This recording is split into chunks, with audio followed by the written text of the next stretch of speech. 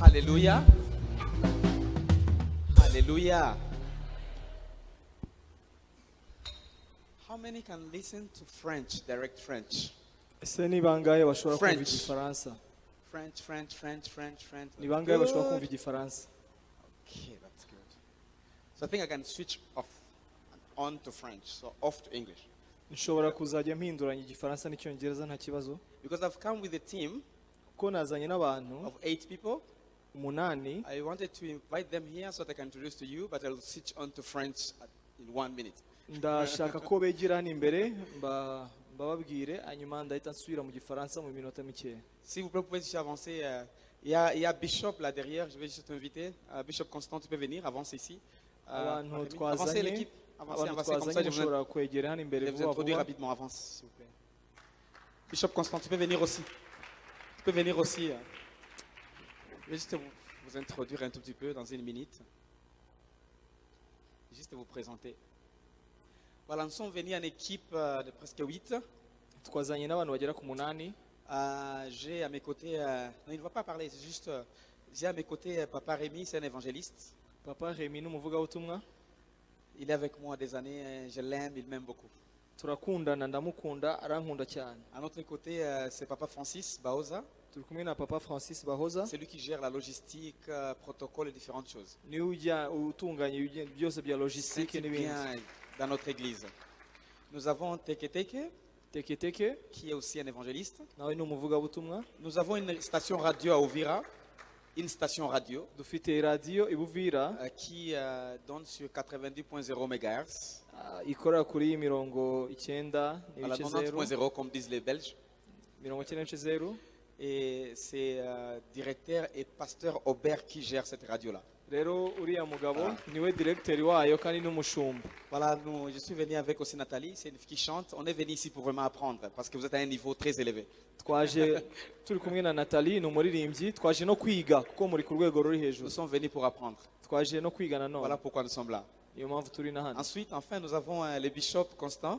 Turi kumwe na Bishop Constant C'est un ami à moi ni inshuti yanjye et il a une église afite qui itorero progresse aussi doucement. riri gutera imbere. Et en fait, c'est lui qui m'avait donné les contacts des apôtres Dr Paul Gitwaza. Ni nawe wampaye contact z'umushumba w'iri torero. On va applaudir pour le Seigneur, gloire à Reka Dieu. dukomere Imana amashyi menshi.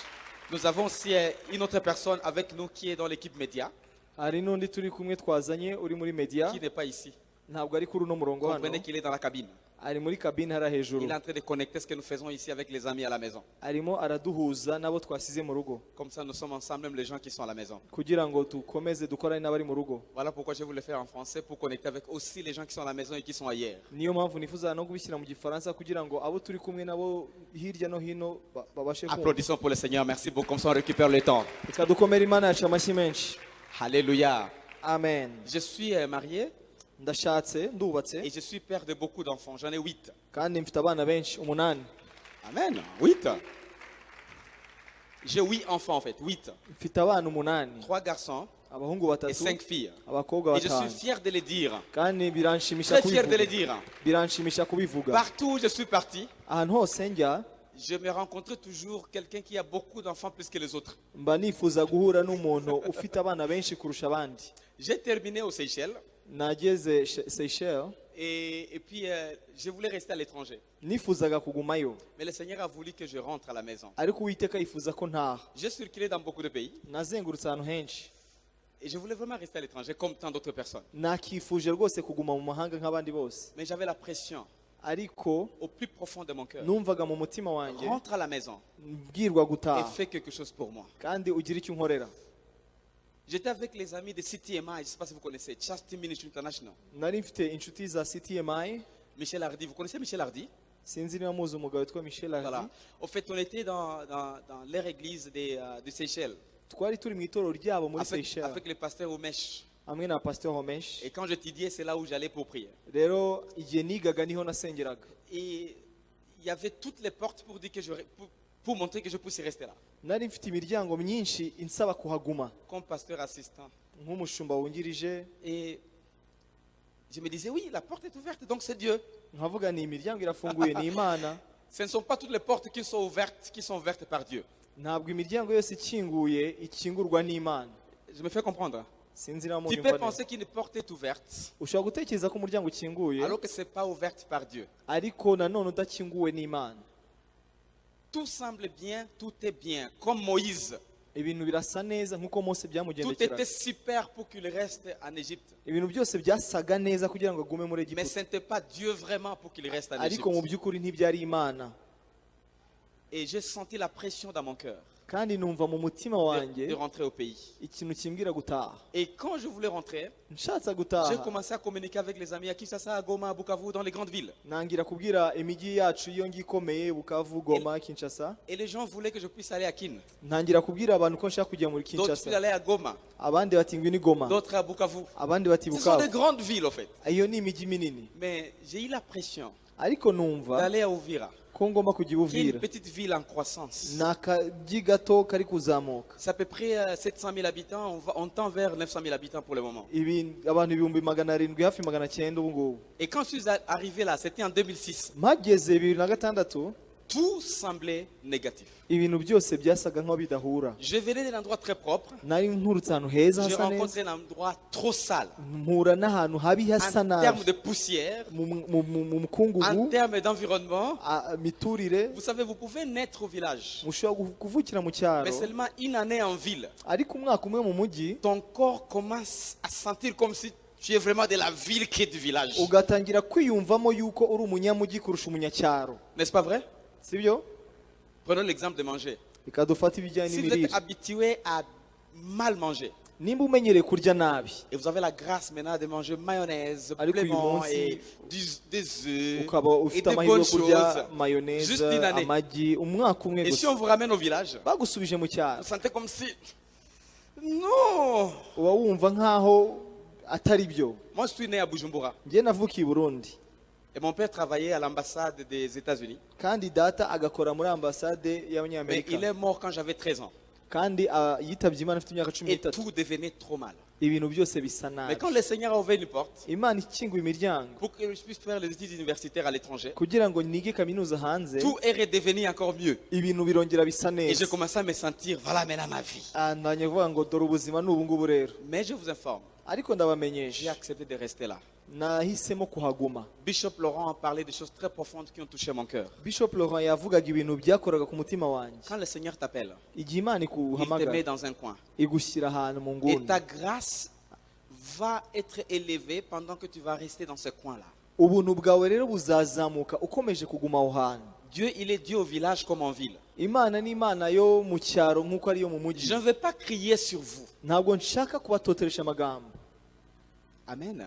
Je vais parler doucement ndifuza kuvuga pour que je vous gahoro parle au cœur. nk'uko navugwa Je ne veux pas que n'umutima. vous soyez trop émotionnel. ntabwo nifuza ko mugira Mais je veux parler amarangamutima, doucement ariko ndifuza kugenda pendant les temps gahoro que le Seigneur nous donne kugira ngo dusangire ibyo Imana pour que nous yampaye, puissions connecter avec le cœur. kugira ngo tubisangire. Je parle tout ça pour vous montrer qui est-ce que nous sommes dans peu de mots. ndifuza kubijyamo kugira ngo tumenye abo turi bo mu magambo make. Je n'avais ni voiture, ni moto, ni vélo. nta modoka, nta gare, nta moto, nta na kimwe. Mais ce que j'avais en tête et dans le cœur, ariko icyo nari mfite ku mutima no je mu voyais mutwe, c'était plus que tout ce que je pouvais penser en termes de matériel. numvaga birenze ibijyanye n'ibifatika, Et j'ai obéi au Seigneur. kandi numvira Imana, Et je ne regrette pas.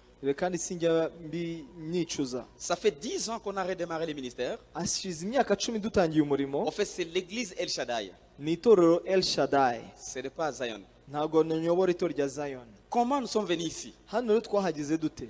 On amène beaucoup de gens à Ouvira. haza abantu benshi Buvira, Nous amènons les gens des États-Unis bakaza bagiye muri de Amerika, l'Europe bavuye i et Burayi dans d'autres pays d'Afrique. ndetse n'ibindi bihugu bya Afurika. D'ailleurs, il y a quelqu'un qui vient de la Corée qui va arriver en août ici. hari uzaza aturutse Au muri pays. Korea aje, Parce qu'on va Au faire 10 ans, Kwamunani. 10 ans d'anniversaire. kuko tuzaba twizihiza imyaka 10. Mais on a commencé à prier. twatangiye dusenga, Seigneur, on amène les gens de tous les coins. Nous voulons voir les Africains qui influencent l'Afrique venir ici. tusaba Imana ngo kutuzanira abantu bavuye mu mahanga yose yo ku isi, watuzaniye abanyafurika baturutse muri Afurika. Et on a prié. turasenga, Et nous avons eu 3 personnes. tubona abantu batatu. Nous avons eu Robert Kayanja, twabonye Robert Kayanja, nous avons eu Paul Nyamuda, tubona Paul Nyamuda, et aussi apôtre docteur docteur Paul Gitwaza. ndetse tunabona n'umubyeyi Et quand wanyu on a mushumba commencé à wanyu. prier, dutangira gusenga au fait, c'est docteur Paul qui est venu. hanyuma Dr Paul Et niwe nous waje devons l'inviter. niwe twagombaga gutumira. Je ne l'ai jamais rencontré. Sinigeze mpura nawe, J'ai entendu parler de lui. naramwumvishe gusa avugwa, Je ne le connais pas. ntawe nzi. Et les calibres qu'il a, est-ce qu'il peut venir ici? Ntabona urwego agezemo yamanuka hano akaza. Et on a continué à prier. Turabisengera. Maintenant, il faut trouver son contact. Rero twagomba no kubona Comment on va trouver son contact? uburyo twamugeraho. Raison pour laquelle je vous ai montré Bishop Constant qui est là derrière. Niyo mpamvu naberetse uriya mugabo Bishop Constant, Lui, il a déjà été ici dans cette conférence we yigeze kuba hano muri iki giterane de Africa Goroka l'année passée. Afurika Haguruka umwaka ushize. Et j'ai échangé avec lui. Turaganira, Il m'a donné le WhatsApp. ampa nimero za WhatsApp, Et j'ai écrit. ndamwandikira, Et j'ai trouvé l'humilité dans ces serviteurs de Dieu d'une façon incroyable. nabonye guca On bugufi peut muri uwo applaudir muntu pour lui, w'Imana. vraiment, on peut applaudir pour lui. Vous savez, quelle que soit votre hauteur, Urabizi aho waba ugeze hose, si vous ne savez pas d'où est-ce que vous êtes venu, uwo udashoboye iyo wibagiwe aho waturutse, vous ne saurez pas où est-ce que vous irez. ntago muzamenya aho mujya. J'ai trouvé l'humilité incroyable. Nabonye guca bugufi Il ne me connaissait kudasanzwe. pas, Ntabwo yaranzi, mais il m'a répondu. aransubiza. Je suis à l'étranger, Ndi mu mahanga, je suis à Florida, ndi Florida, je vais tout faire pour qu'on échange. ndifuza ko twaganira. Et j'étais humilié, je dis Seigneur. Donc c'est toi, Seigneur. Ndavuga nti uyu ni Imana Donc ibikora. c'est toi, Seigneur. Iyi ni Imana ibikora. Maintenant, il m'a dit, je ne vous connais pas. Arambwira ngo ntabwo Quand il nkuzi, était revenu au pays, amaze kuza mu gihugu, ici maintenant, agarutse il hano, dit, je ne te connais pas, ati je ne t'ai sinkuzi, jamais rencontré. sindakubona, Et c'est difficile que je vienne. biragoye ko naza. Donne-moi un peu du temps. Ati mu mwanya muke. Quand Dieu te connecte, Iyo Imana iguhuje, il te connecte. Et iraguhuza. personne ne peut bloquer. Nta muntu wabihagarika. Je vous donne des principes qui vont vous aider et qui m'ont aidé. Ndashaka kubaha amahame azagufasha ko yamfashije. Dans la même période, on a de préparer tout ça. Muri icyo gihe dutegura ibyo byose, Il y a un ami hari inshuti qui s'appelle Félix, il n'est pas ici, yitwa Felix, ntawe uri hano, mais il est de cette église, ariko n'uw'iri torero. qui travaille à Ouvira avec une organisation. Akora i Buvira n'irindi tsinda. Et subitement, qui est venu à notre église Araza mu itorero ryacu. avec sa recommandation signée par l'apôtre Dr Paul. Yaje azanye urwandiko ruri sinye n'umubyeyi wa hano Apotre Dr Paul. Et quand il était venu pour me rencontrer, Aje ngo tubonane, il m'a dit qu'il vient de cette église. araza arambwira ngo nturutse muri J'ai iri dit, c'est torero. pas possible, quelle coïncidence. Ndavuga nti ntibishoboka. Pendant que nous voulons aller là-bas, Mu gihe twifuza kuza, nous voulons connecter, nous voulons l'inviter, twifuza kumutumira, et toi tu es ici. wowe ukaza Quelle hano. coïncidence. Ese bihuye bite? Et comme il a été là pendant quelques semaines, Kuko twamaranye ibyumweru c'est bike, lui maintenant qui a été notre ambassadeur niwe watubereye ambasaderi auprès des docteurs apôtres Paul Gitwaza. hano kwa Dr. On peut applaudir pour le Seigneur, gloire à Dieu. Kadukomere Imana amashyi menshi. Vous savez, si le Seigneur vous met dans un coin, Murabizi Imana igushyize hano Ce mu n'est pas par nguni, hasard. ntabwo ari vous kubw'impanuka. êtes ici à Kigali maintenant, Muri hano i Kigali hano ubu ngubu, à Zion exactement. hano muri Ce Siyoni, n'est pas par hasard. ntabwo ari kubw'impanuka. Ne quittez pas ici sans connaître quelqu'un. Ntimuzahave mudafite uwo muziranye. Il y a des gens qui sont là, qui pensent que c'est du hasard. Hari abantu bibwira ko ari Nous impanuka. sommes tous ici. Twese turi Ce n'est hano pas par hasard. bitari impanuka. Sois humble, Utuze, connecte avec les gens, uhure parle n'abandi, bien avec les gens. uvugane Vous ne neza savez n'abandi. pas la personne à votre côté. Ntabwo uzi umuntu mwicaranye.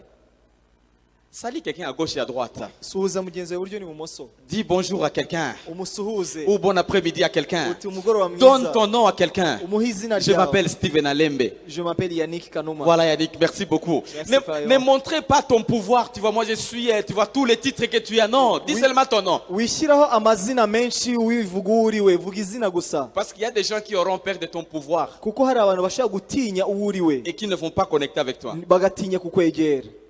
Amen. Amen. Alléluia. Amen. C'est très important. Rero ni iby'agaciro cyane. Et quand je suis arrivé ici, Maze kugera hano rero, parce que maintenant le docteur a dit, venez, kuko Dr. yaravuze ngo je nimuze, vais vous rencontrer. nimuze ndifuza Je vais ko vous tubonana, connaître. nifuza kubamenya.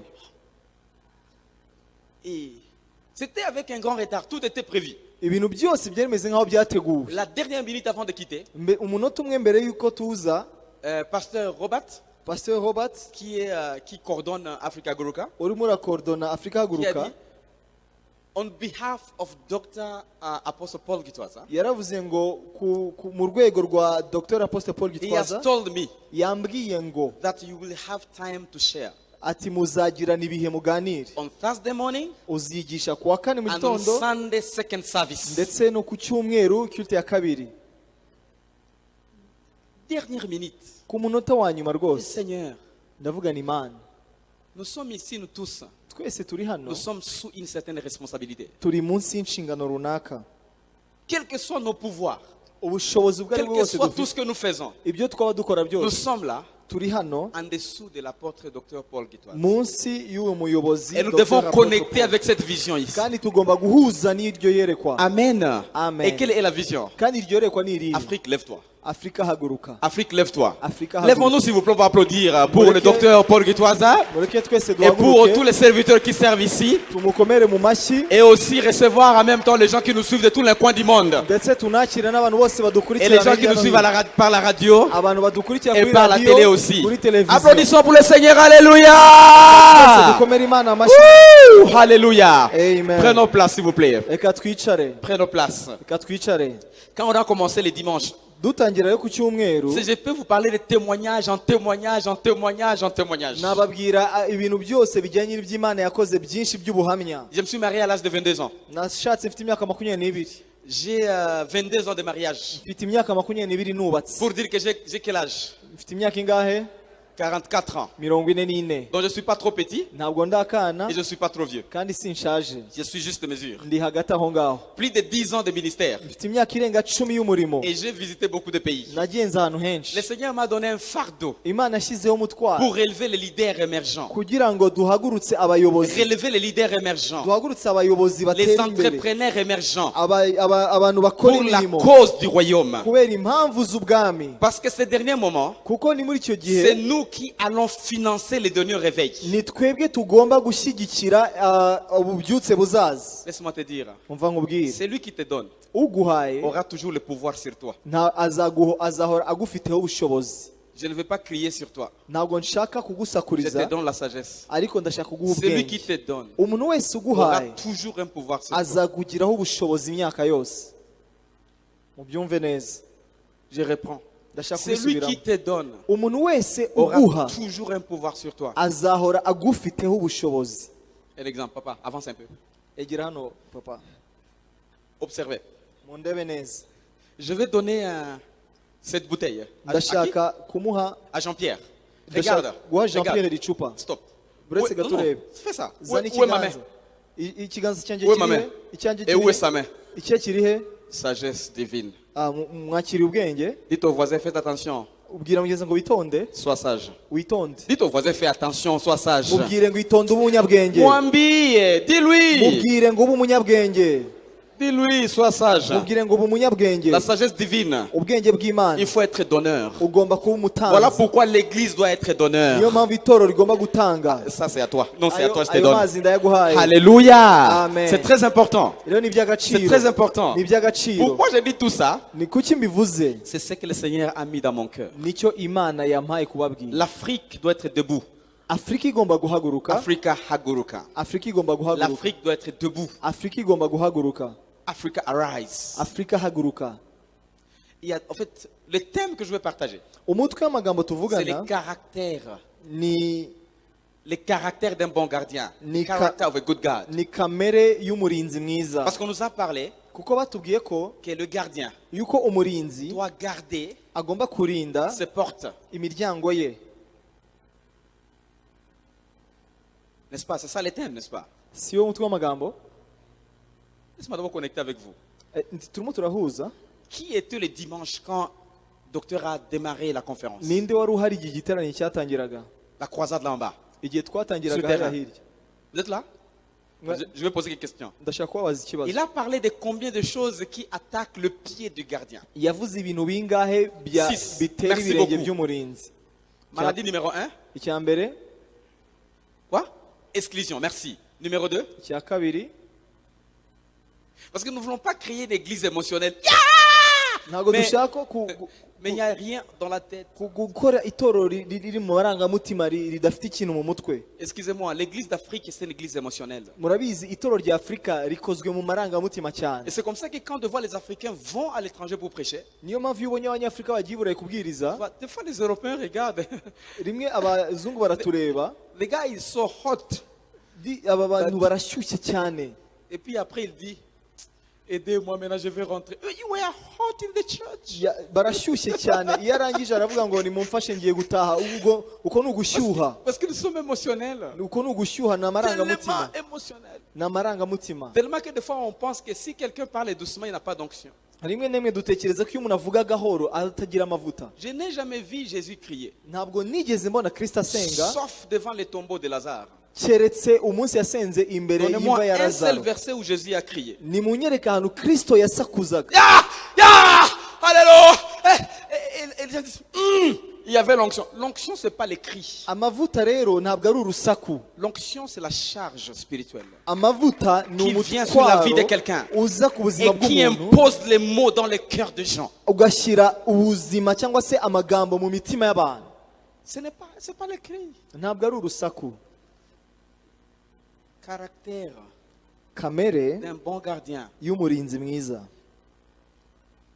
Si maladie qui attaque les pieds, on nous a parlé une maladie, deuxième, troisième. Hari indwara ya gatatu, Moi, j'ai écrit tout. njye narabyanditse byose. Je t'informe que j'ai tout ici. Ndashaka kubamenyesha ko Si mbifite tu mens, byose. je vais dire tu as menti. Nous sommes à l'église, on ne ment pas. Mu itorero ntabwo tujya tubeshya. On y va. Et Abari bahari. toi, toi, tu es sensible. Toi, tu es déjà là. Une autre personne. Undi. Et tout le monde disait Ouah! Tout le monde. Ah, non, Je veux maintenant vérifier Twakomaga mu si mashyi, c'était vraiment resté. ndashaka kureba niba byarabagumyemo. Tu sais, chez nous, Murabizi iwacu, si tu chantes doucement, iyo uririmbye gahoro, les gens ne sont pas bénis. abantu bamera nk'aho badahabwa Vous savez umugisha. pourquoi? Muzi impamvu? Parce que nous sommes devenus très émotionnels. Kuko twabaye abantu b'icyuka, Si tu viens chez nous amarangamutima. Iyo uje iwacu et tu as la mentalité de chez nous, ukagira imyumvire y'iwacu, tu ne seras pas béni dans notre église. ntabwo mushobora guhabwa umugisha mu Parce itorero que j'ai ryacu. été influencé de là où je te venu. Kuko nagiye ntozwa n'aho naturutse. Nous ne voulons pas créer une église émotionnelle. Ntabwo dushaka kurema itorero ry'icyuka tugasakuza gusakuza. Et dans le cœur, il n'y a rien. Imutima nta kintu kirimo. Amen. Amen. Afrique, lève-toi. Afurika rero haguruka.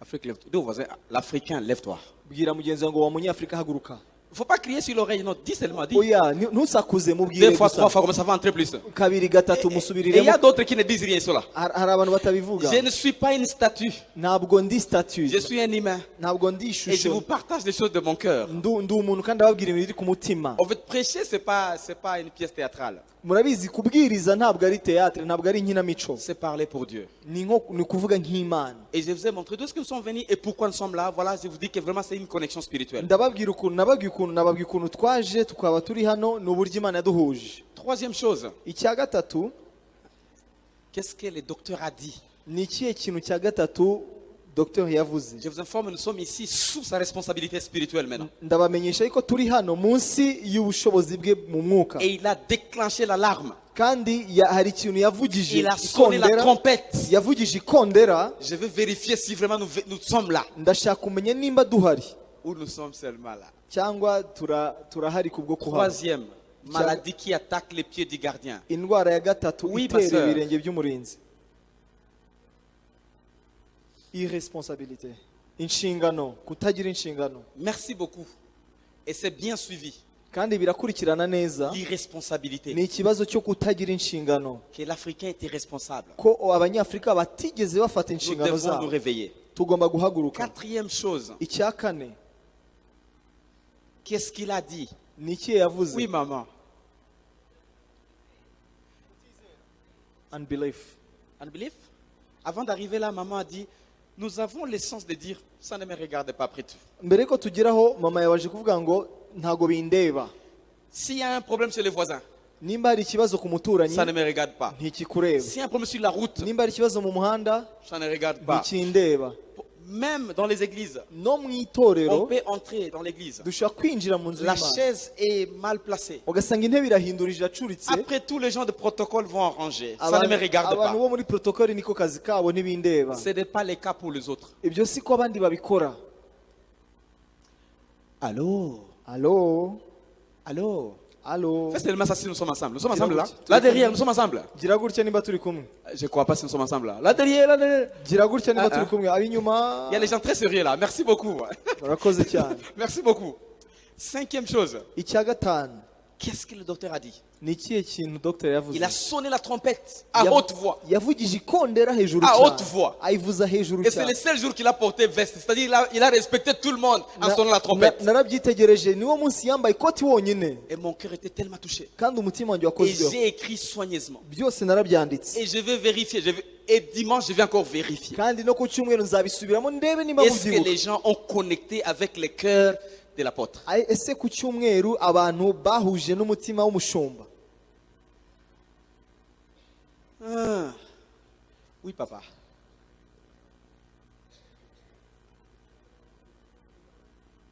Ah ah. Donc nous tombons dans le piège. Tugwa mu bidushuka Parce qu'il y a des contrats qui ont été faits.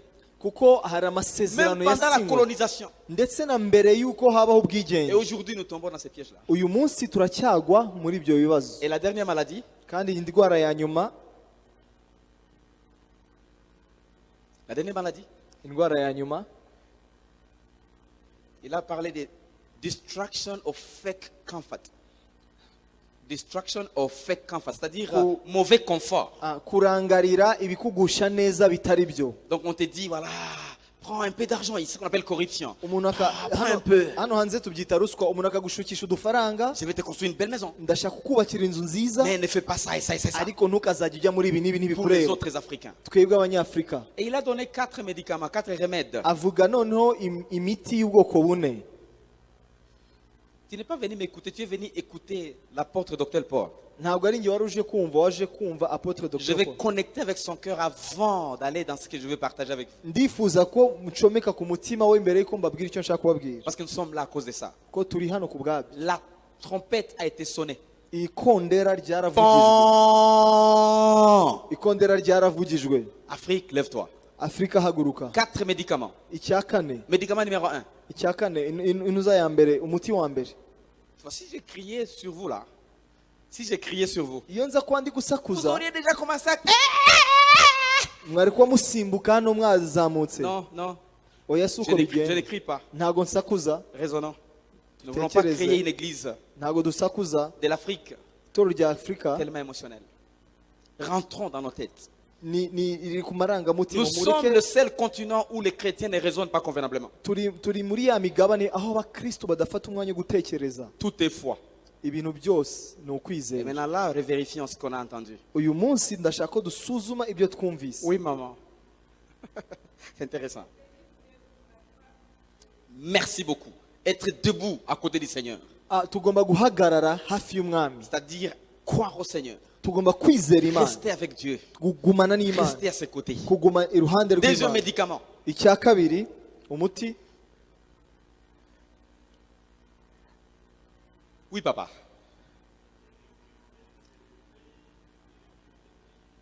Merci beaucoup. Que l'Église réveille les gens et donne une direction. Itorero rihagurutsa abantu kandi ritanga icyerekezo. L'Église a laissé les gens dans l'ignorance incroyable. Itorero ryasize abantu mu kutamenya kudasanzwe. Là, chez nous, on dit quoi? Iwacu niki tuvuga? Même si tu es affamé, Niyo waba ushonje, tu vas manger avec Dieu au ciel. Alléluia. uzasangira n'Imana mu ijuru. Il n'y a pas la nourriture au ciel. Mu ijuru rero nta byo kurya bibayo. Excusez-moi, il n'y a pas de nourriture au ciel. Au ciel, il y a la louange et l'adoration. Mu ijuru ni ukubyina, ni ukuririmba no kuramya. Il faut manger ici. Kurya ni hano ku isi, tugomba kurya hano. Des fois, nous sautons. Alléluia! Turasimbuka haleluya Et à tugasakuza. la maison, c'est dit, demain, je n'irai plus prier. Wagera mu rugo Je ukavuga suis uti affamé. ndashonje, nakubiswe, sinsubira gusenga. Il faut que ça change. Ibyo rero bigomba guhinduka. Il n'y a pas à manger au ciel. Mu ijuru nta kurya kuzabayo. Tout ce qui est à manger est naturel. ibintu bijyanye no kurya ni ibintu biri Alors naturel que dans le spirituel, il n'y a pas de naturel. kandi mu rwego rw'umwuka ibisanzwe ntibibayo. Si tu ne manges pas dans le naturel, Nutarya mu bisanzwe tu vas regretter arriver au ciel et ton ventre tellement affamé. uzagera mu ijuru ufite inzara uzicuza. L'église a laissé les gens dans l'ignorance incroyable. Itorero rero ryadusize mu kutamenya kudasanzwe. Et vous savez pourquoi? Muzi impamvu? Parce que les colons qui sont venus, Kuko abakoroni baje surtout dans notre région ici, muri aka gace kacu cyane cyane, les belgo-français, ababirigi ndetse bavanze n'abafaransa, on les a invités pour une seule raison, de vouloir bien maîtriser les gens en enseignant 2 versets. babatoje kuza hano muri Afurika bakigisha abantu ibintu bibiri. Ils ont invité les chrétiens, les missionnaires chrétiens, Bahamagaye abamisiyoneri pour enseigner 2 versets. kugira ngo bavuge ibintu bibiri. Le premier verset, Icya c'est mbere, Matthieu 5. Heureux le pauvre, car, alléluia, car. hahirwa abakene. Matayo Heureux le 5, pauvre. hahirwa abakene. Donc un chrétien qui se voit spirituel Umukristo rero w'umwuka dans cette cyane région, muri aka gace c'est un chrétien qui est pauvre. ni umukristo w'umukene. Donc un chrétien qui est un peu riche a peur même d'aller dans l'église parce que il se sent non spirituel. Umukristo rero ufite akantu w'umukire atinya kujya mu rusengero kuko yumva ko atari umunyamwuka, Parce qu'on nous a enseigné ça. kuko niko batubwiye. Deuxième verset qu'on nous a donné. Cyanditswe cya Si on kabiri te tape à gauche, ngo nibagukubita ibumoso montrer à droite, qu'on fouette devant, qu'on gifle sérieusement. uzatege no ku iburyo bakubite. Pourquoi? Kubera iki? Parce que même ton droit, il faut perdre ton droit. Kuko ugomba gutakaza n'uburenganzira bwawe. Et c'est comme ça que tous les œufs appartenaient au Père Blanc. Niyo mpamvu amagi yose yari ay'abapadiri. Tu touches de l'or, c'est du Babera. péché, maman. Urakora kuri aya magi n'icyaha. Faut pas toucher de l'or, c'est du péché. Ntukazajya ukora ku magi Tout ce n'icyaha. qui est beau, bon, bien, ça appartient au Père Blanc. Icyiza, igisa neza, igitunganijwe ni icyande, ni icya padiri w'umwera. Et l'Afrique a été accroupie Kandi Afurika ni gutya yagiye icupira par l'Église. kubera itorero. Lève-toi. Haguruka. Amen. Amen. Amen. Amen. Troisième médicament. Umuti wa gatatu, J'ai vérifié. narabirebye. Je vais partager quelques minutes, mais laisse-moi vérifier si la trompette qui a été sonnée, nous avions connecté avec. Mbere yuko mvuga iminota yanjye mikeya, reka mbanze ndebe nimba ikondera yaravugijwe mu kumva. On nous a dit quoi encore? Ni iki batubwiye? Troisième médicament. Cya gatatu. Papa, il était connecté. Oui, Kaka.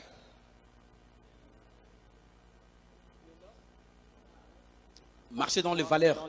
Exactement. Marcher dans les valeurs est le principe divin. Ni ukugendera mu ndangagaciro z'ubumana. Nous sommes la seule église au monde, l'église d'Afrique, Itorero rya Afurika niryo toro ryonyine qui croit que Dieu, tout c'est lui qui fait.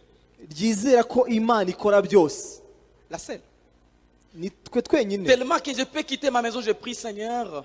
Nshobora kuva mu rugo nkavuga ni Imana, Oh, fais à ce que je puisse aller au marché umfashe njye ku isoko et que je trouve la viande, Seigneur. kandi nze kubona gusangayo inyama. Et c'est trop bête. Ibyo rero ni ubupfapfa. Quitte ta maison, va au marché, tu trouveras la viande. Ni usohoke hano ujye ku isoko urebe Ça ko ne demande pas la prière. udakusangayo inyama, ntibisaba amasengesho. En Afrique, tout est prière. Muri Afurika rero byose ni amasengesho. Il y a des choses qui ne demandent pas la prière. Hari ibintu rero bidasaba amasengesho.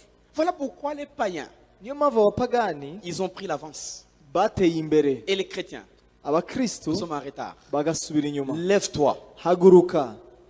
Amen. Amen. Lève-toi. Haguruka. Le valeur divine, Indangagaciro z'ubumana Ou le loi. cyangwa se si tu écris amategeko. Matthieu 6:33, Matayo 6:33 la Bible dit ceci: Bibiliya avuga ngo cherchez d'abord le royaume de Dieu. nimushake mbere na mbere ubwami Et sa bw'Imana justice. ndetse no gukiranuka kwayo. Tu ne peux pas parler de justice Ntushobora kuvuga gukiranuka sans kw'Imana loi. udafite amategeko. Comment tu parleras justice sans loi? Ese uvuga gukiranuka udashyizemo amategeko? Et si tu parles de la justice, Uvuze rero amategeko ce sont gukiranuka les lois qui sont mises en pratique. ni amategeko yashyizwe mu bikorwa. Par exemple, Kambaho urugero, regardez comment cette ville progresse. nimurebe ukuntu uyu mujyi utera imbere. Je passe souvent par ici, souvent. Kenshi nyura hano i Kigali, Parce kenshi que j'ai cyane, un petit bureau au Malawi, à Blantyre, kuko mfite ibiro Malawi et j'ai un autre petit bureau Cape Town. nkagira n'ibindi biro Cape Town. Et c'est facile de passer par ici, ça coûte un peu moins cher Rero kunyura i Kigali birahendutseho par gato rapport à payer le vol à partir de Bujumbura. kurusha uramutse uhagurukiye i Burundi. Et on passe ici. Rero tunyura hano Et chaque année kandi buri gihe où iyo on tugiye passe par ici, iteka tunyuze nous hano voyons des progrès. hari ikintu cy'impinduka tuhasanga cy'iterambere. Kaduha Imana amashyi menshi. Amen. Il y a les progrès. Hari impinduka, hari iterambere. Commençons par l'aéroport. Nimuhere ku Ce n'était pas comme ça des années qui sont nimurebe passées. ku kibuga cy'indege Si tu siko n'as ari jamais ameze. été là, visiter Kanombe. C'est très important de visiter. Nimba mutaranahanyura mugenda muzajye munahasura, ni Tu byiza. sais, en regardant, les yeux s'ouvrent. Murabizi iyo murebesha amaso arafunguka. Si on est habitué à la saleté, c'est difficile de voir la propriété. Iyo umenyereye umwanda birakugora kubona ko hari isuku. Est-ce que je me fais comprendre? Je ne Muranyumva veux pas neza? crier sur toi, je te parle de principe. Ndakubwira gusa amahame sindi busakuze. Je peux aussi crier si je veux. Mbishatse nanavugira hejuru. Mais ce n'est pas ça mon objectif. Ariko siyo ntego. Je veux parler de principe. Ndifuza kubabwira amahame. Propriété incroyable. Chaque année. Umujyi urasukuye buri mwaka. Chaque année. Buri mwaka. Tout est construit sur les leaders. Ibintu byose byubakiye ku miyoborere Et hano. tout meurt par les leaders. Kandi ibintu byose byicwa n'imiyoborere. Nous devons nous lever. Niyo mpamvu tugomba guhaguruka. Afrique, lève-toi. Afrika haguruka. Amen. Amen. Le loi.